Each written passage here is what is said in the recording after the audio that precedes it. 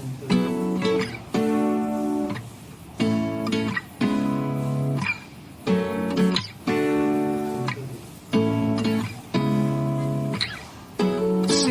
eyes of mine.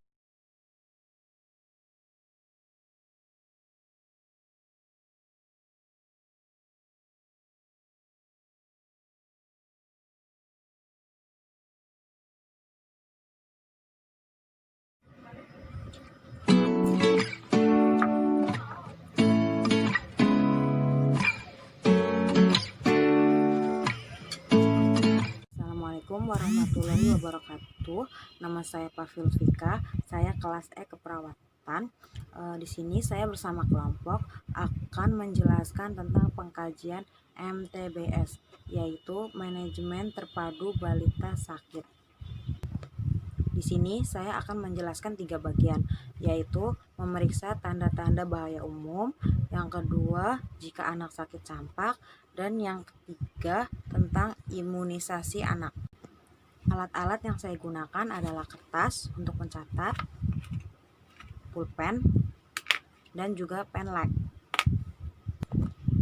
Balita yang biasanya masuk dalam pengkajian MTBS ini adalah balita dengan usia 2 bulan sampai 5 tahun.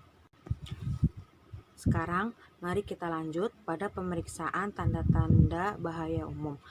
Sebelumnya mohon maaf karena di sini saya menggunakan boneka karena balitanya sedang tidak ada. Kita bisa menanyakan semua keluhan ini pada ibu pasien.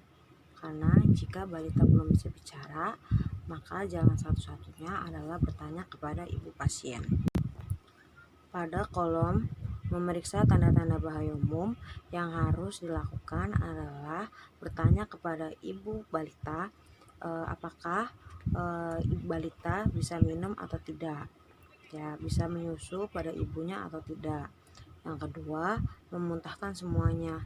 Jadi balita itu makan muntah atau tidak, minum muntah atau tidak, pokoknya ada gejala muntah. Yang ketiga, ada kejang. Tanyakan kepada ibu apakah si balita itu kejang atau tidak.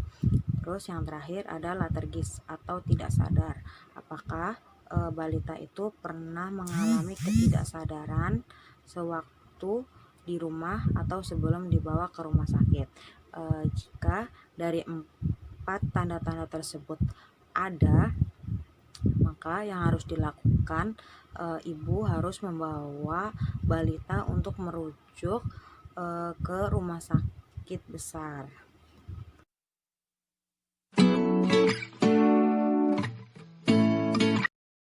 Assalamualaikum, saya Nur Aris Aksul Hamzah. Saya di sini akan menjelaskan yang kedua tentang apakah anak batuk atau sukar nafas. Kita lihat di sini anaknya kalau batuk dia mengalami sesak. Pasti kan kalau batuk itu mengalami sesak. Nah, di sini kan batuk si anak ini kan udah 3 hari. Hitung nafas dalam 1 menit. Nah, mari kita hitung. Nafasnya 39 kali per menit. Berarti kan nafasnya cepat. Lihat adanya tarikan nafas pada dada. Terus dengar adanya sindor atau tidak. Batuk ini kan batuk yang sering dialami anak kan yang susah tidur. Jadi tuh kayak batuk, anak tuh pasti rewel kalau batuk. Gimana nih dia nggak bisa tidur, setiap mau merem batuk, setiap mau merem batuk. Dikasih obat pun juga sama, paling obat itu hanya meredakan doang sebentar gitu.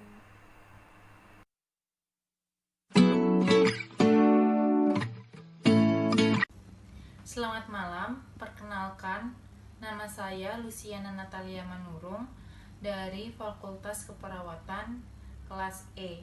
Saya dan kelompok akan mempraktekkan pengkajian MTBS. Langkah-langkah pertama, siapkan anak balita umur 2 bulan sampai 5 tahun. Karena saya tidak bisa mempraktekkan kepada balita, jadi saya mempraktekkan menggunakan boneka anak. Yang kedua, kita siapkan alat-alat yang dibutuhkan seperti pan light. Di sini kita lihat dari form terdapat nama anak, umur, berat badan, dan suhu tubuh. Lalu tanyakan anak ibu sakit apa, kunjungan keberapa, pertama, atau kunjungan ulang atau kontrol. Lalu di sini saya akan mengidentifikasinya.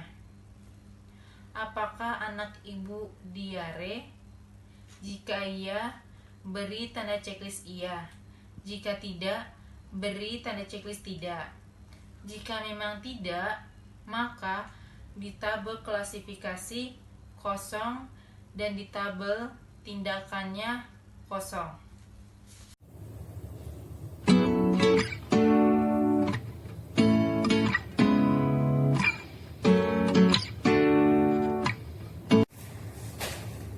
Assalamualaikum warahmatullahi wabarakatuh. Saya Hilda Mariana dari Keperawatan E. Saya dan kelompok akan mempraktikkan pengkajian MTBS. Di sini saya sudah membagikan tugas saya masing-masing dengan form yang telah kami temukan. Maka pertama-tama kita siapkan anak balita umur 2 bulan sampai 5 tahun. Karena saya tidak bisa mempraktekkan kepada yang asli, jadi saya menggunakan boneka anak. Lalu kita siapkan alat-alat yang dibutuhkan seperti termometer, pen light, bahkan harusnya ada alat ukur. Kedua, jika anak-anak tidak kooperatif, maka harus ditemani oleh ibu atau keluarganya. Karena saya menggunakan boneka, maka anggap saja ini anak-anaknya. Di sini kita dilihat dari form terdapat nama anak, umur, berat badan, suhu tubuh. Lalu tanyakan, anak ibu sakit apa?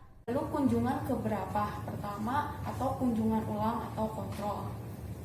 Lalu di sini saya akan mengidentifikasi apakah anak ibu ada demam.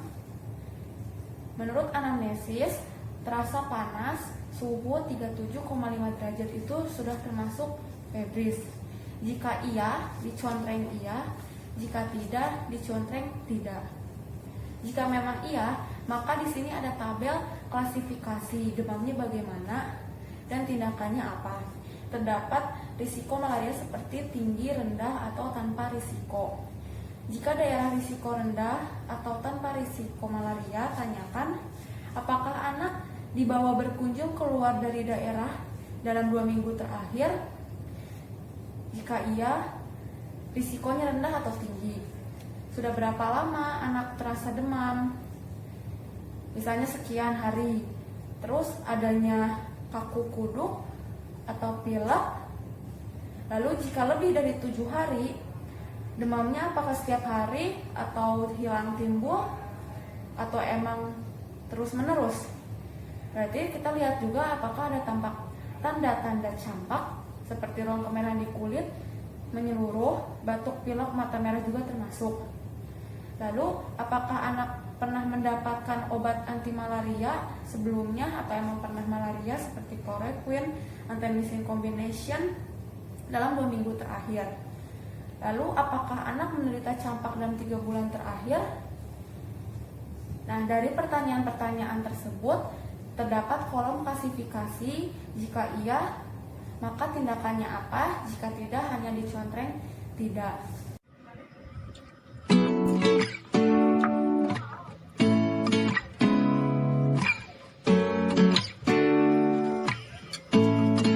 Pada kolom kedua kali ini kita akan membahas tentang campak. Apabila ada campak saat ini atau dalam 3 bulan terakhir. Jika ya, perawat wajib melihat kedalaman campak tersebut dan luas campak. Ada 3 poin penting dalam kolom ini, yaitu kita dapat melihat luka yang ada di mulut ataukah ada apa tidak menggunakan pen light. Kita lihat. Yang kedua, kita akan melihat apakah ada nanah yang keluar dari mata. Dan yang ketiga, kita akan melihat kekeruhan kornea mata.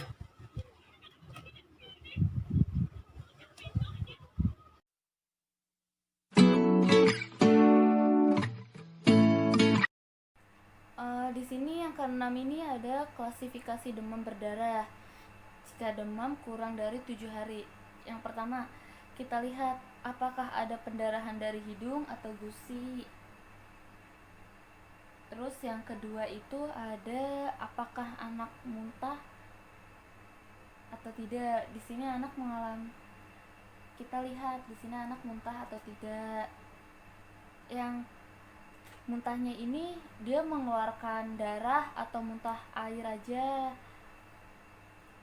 Terus yang ketiga ada apakah berak berwarna hitam. Kita lihat kalau anak lagi ngepup atau lagi defekasi, lihat apakah pupnya itu warna hitam, warna kuning. Terus yang keempat di sini apakah anak nyeri, apakah adanya nyeri ulu hati atau anak gelisah. Yang kelima di sini adanya, lihat di sini kita lihat dia ada pendarahan dari hidung atau gusi yang berat. Lihat adanya di sini kita lihat adanya bintik pendarahan di kulit atau tidak. Jika anak mengalami DBD, lakukan uji Tourniquet. Perhatikan tanda-tanda shocknya, ujung ekstremitas dingin dan nadi teraba lemah atau tidak teraba sama sekali. Tidak.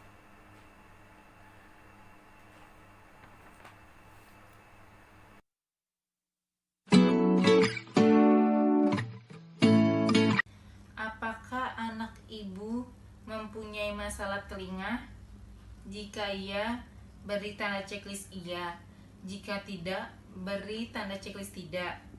Jika memang iya, maka di tabel klasifikasi tertulis tidak adanya infeksi telinga.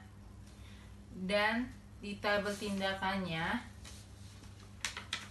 pemberian obat-obatan disesuaikan dengan penyebab masalah pada telinga yang anak ibu alami.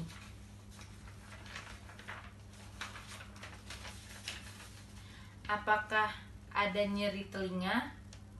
Adakah cairan atau nanah keluar dari telinga? Lihat adanya cairan atau nanah keluar dari telinga. Jika iya, sudah berapa lama? Raba, adanya pembengkakan yang nyeri di belakang telinga.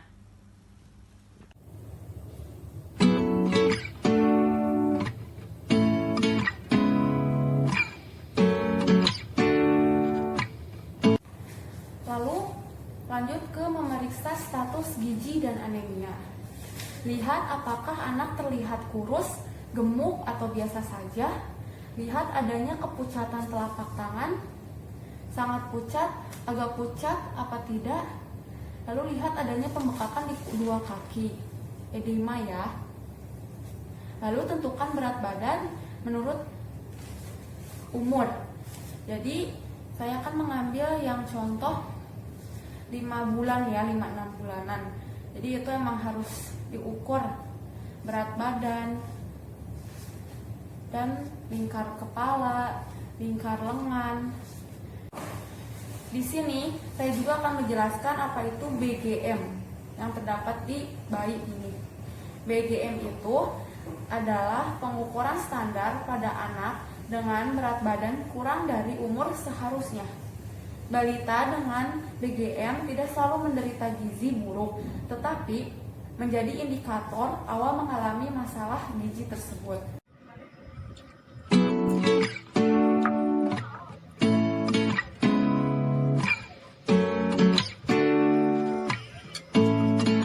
pada kolom selanjutnya kita akan membahas tentang pemeriksaan imunisasi balita. Di sini yang dibutuhkan hanyalah buku imunisasi balita. Kita sebagai perawat wajib melihat buku imunisasi balita tersebut agar kita mengetahui imunisasi apa yang kurang pada balita dan bisa dilakukan saat ini atau setelah balita sembuh.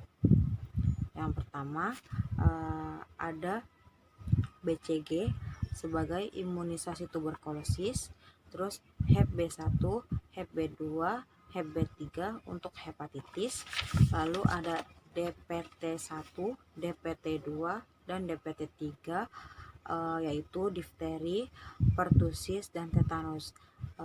DPT ini adalah imunisasi yang sangat wajib diberikan kepada balita. Lalu kemudian ada campak, dan yang terakhir ada polio. Sekian dulu video dari saya, kurang lebihnya mohon maaf. Akan dilanjutkan pada teman-teman saya berikutnya. Terima kasih.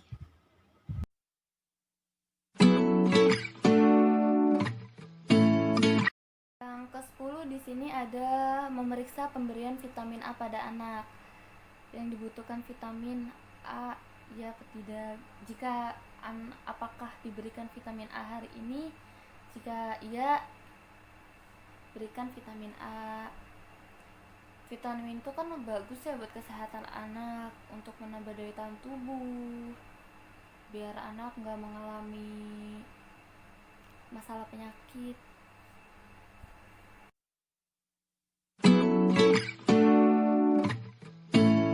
Menilai masalah atau keluhan lain. Di tabel klasifikasi tertulis sariawan. Di tabel tindakannya, berikan anak minum air putih secara teratur untuk mencegahnya mengalami dehidrasi. Cukup sekian pengkajian MTBS yang saya praktekkan, kurang lebihnya mohon maaf. Selamat malam.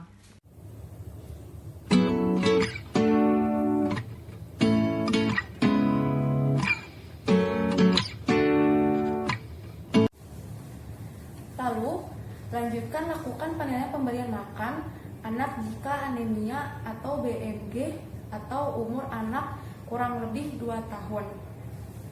Kita bertanya kepada orang tuanya juga terkait anak ini.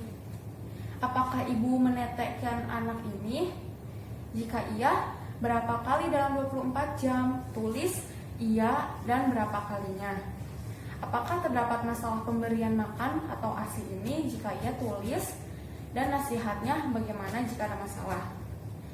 Lalu, apakah di malam hari juga anak ini dimentetekkan? Jika iya, tulis juga masalah pemberiannya. Jika tidak ada, tidak usah. Jika ada masalah, berarti diberikan nasihat juga. Lalu, apakah anak mendapat makanan atau minuman lain? Soalnya kan bagi beberapa orang tua bahkan di daerah banyak juga yang anak-anak masih sebenarnya belum bisa makan yang terlalu padat ya, tapi suka dikasih kayak pisang lah atau apa itu ditulis juga ya apakah ada masalah atau tidak. Lalu berapa kali sehari?